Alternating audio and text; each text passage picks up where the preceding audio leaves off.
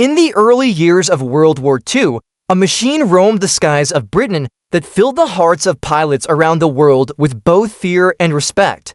Its name was the Supermarine Spitfire. This aircraft was fast, beautiful, and famous for its exceptional maneuverability. But there came a time when British engineers believed that the Spitfire had almost reached its limits, and extracting any more speed from it was nearly impossible.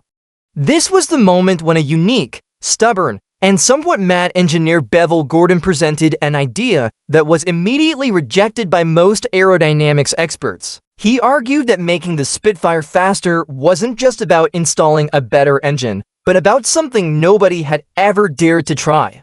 He suggested mounting not one but two propellers at the aircraft as nose one in front of the other, rotating in opposite directions, what we now call contra-rotating propellers. At first glance, the concept seemed foolish.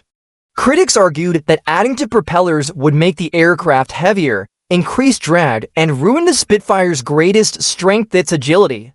Some engineers even called the idea ridiculous and mechanical suicide. But Bevel Gordon remained firm in his belief that if designed correctly, this system would not just double but multiply the aircraft's usable power. The Spitfire's Rolls-Royce Griffin engine was already incredibly powerful, but a single propeller simply couldn't convert all that power into usable thrust. Compressibility issues at the propeller tips, torque roll, and uneven thrust were preventing the engine from reaching its full potential.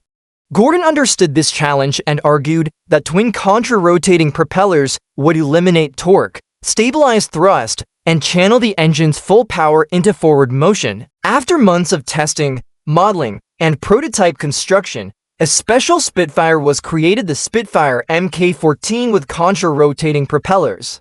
The day of its first test flight became a part of aviation history.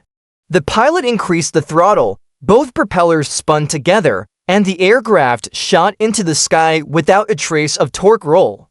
It was a sight that stunned the engineering world. As the aircraft climbed higher, its speed continued to increase at an unbelievable rate. 350, 380, 410.